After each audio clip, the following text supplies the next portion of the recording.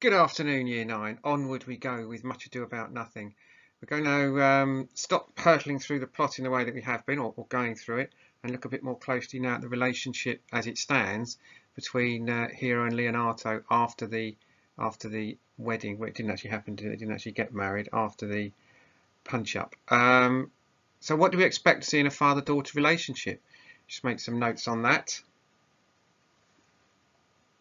And there you are, here's some I've done. Responsible for her safety and happiness, supportive, caring and loving.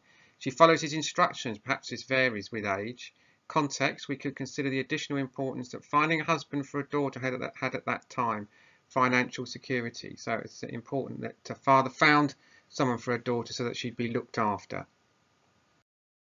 Our learning objective today is to explore the relationship between Leonato and Hero. They're obviously father and daughter. And then the title is The Changing Relationship Between Hero and Leonato.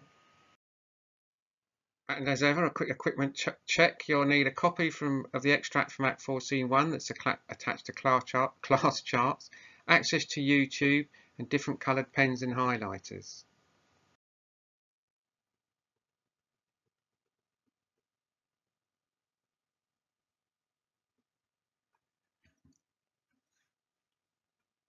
Here we are.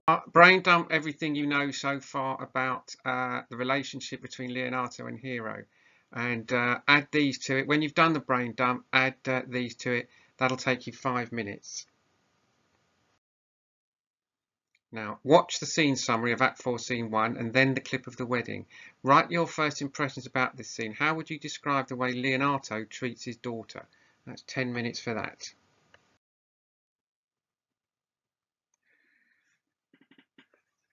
Here we are, Hero's shame and Leonato's reaction. Leonato, oh fate, take not away thy heavy hand.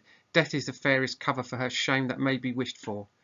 Leonato, wherefore, why doth not every earthly thing cry shame upon her? Could she here deny the story that is printed in her blood? Do not live, Hero, do not ope thine eyes. For did I think thou wouldst not quickly die, thought I thy spirits were stronger than thy shames. Myself would on the rearward of reproaches strike at thy life, grieved had I but one. Had I had but one, child, I for that frugal nature's frame. Oh, one too much by thee, why had I one? Why ever wast thou lovely in my eyes? Why had I not with charitable hand took up a beggar's issue at my gates, who smirched thus and marred with infamy, I might have said, no part of it is mine. This shame derives from unknown loins. But mine and mine I loved, and mine I praised, and mine that I was proud on, mine so much that I myself was to myself not mine. Valuing of her, why she, oh, she is fallen into a pit of ink that the wide sea had dropped too few to wash her clean again, and salt too little which may season give her foul tainted flesh. Now, if your dad said that about you, it's not a good day, is it? He's not on your side at that moment. So how does Leonato react to the way Claudio has shamed Hero? Find all the references to death he makes. Find at least one rhetorical question. What is the effect of this? How did Leonato previously feel about Hero, and how does he see her now?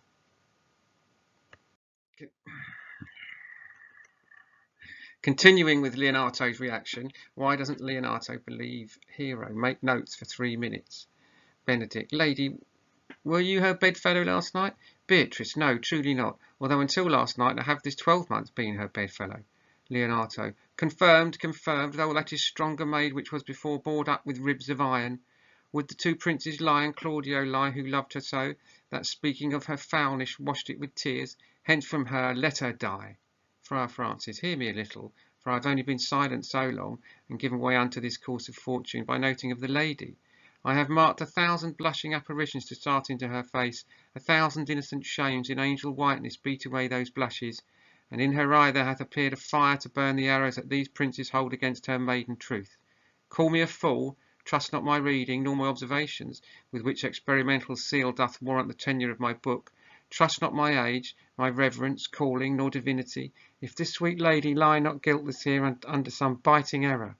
Friar Leonato, Friar, it cannot be. Thou seest that all that grace she hath left is that she will not add to her damnation a sin of perjury. She not denies it.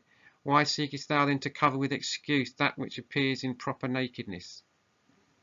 Right. Get those notes down into your books in response to those questions.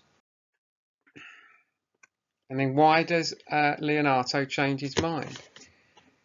Friar Francis, lady, what man is he you are accused of? Hero, they know that do accuse me, I know none. I know more of any man alive than that which maiden modesty doth warrant. Let all my sins lack mercy. O my father, prove you that any man with me converse to hours unmeet, or that I yesternight maintained the change of words with any creature, refuse me, hate me, torture me to death. Friar Francis, there is some strange misprision in the princes. Benedict, two of them have the very bent of honour, and if their wisdoms be misled in this, the practice of it leads John the bastard, whose spirits toil in frame of villainies. Leonato, I know not. If they speak but truth of her, these hands shall tear her. If they wrong her honour, the proud of them shall well hear of it. Time hath not yet so dried this blood of mine, nor age so eat up my invention, nor fortune made such havoc of my means, nor my bad life reft me so much of my friends, but they shall find, awakened in such a kind, both strength of limb and policy of mind, ability in means, and choice of friends, to quit me of them thoroughly. He finally stops to hear to what Hero has to say. The Friar and Benedict highlight that there is something wrong about what the princes have said. Benedict reminds everyone that while Don Pedro and Claudia are honourable men, Don John is less trustworthy. And now he refers to him as the bastard here. Don John is linked with the word villain again. Now, poor old Hero, caught up in the midst of all this. How would you feel if you were Hero? First you are rejected at the altar, and then your dad turns on you. He only starts to change his mind once the other men fight your corner for you a bit. Write a short diary entry from Hero's perspective, reflecting on her wedding day. You could refer back to the exciting feeling she would have had getting ready that morning and then walking down the aisle. That's 10 minutes for that, please. Year 9. Now here's the piece of work that I want you to upload onto Classcharts. Here's the statement. Leonato is a loving father. How far do you agree with this statement? It's more complex than it first seems, I guarantee you that. Plan a response to this question, ensuring you have evidence for both sides of the argument before writing a summative sentence of your opinion. If you have time, write the answer as well. I'd love to see some answers. So yes, you got yes, he's a loving father, and no, he isn't a loving father. Two lists of characteristics there. So there you are. That's the task, 15 minutes, that I want you to upload onto Classcharts. Really enjoying reading the work that's coming in. Keep it coming, and I shall keep on handing out the achievement points. Well done, Year 9, and I shall speak to you soon.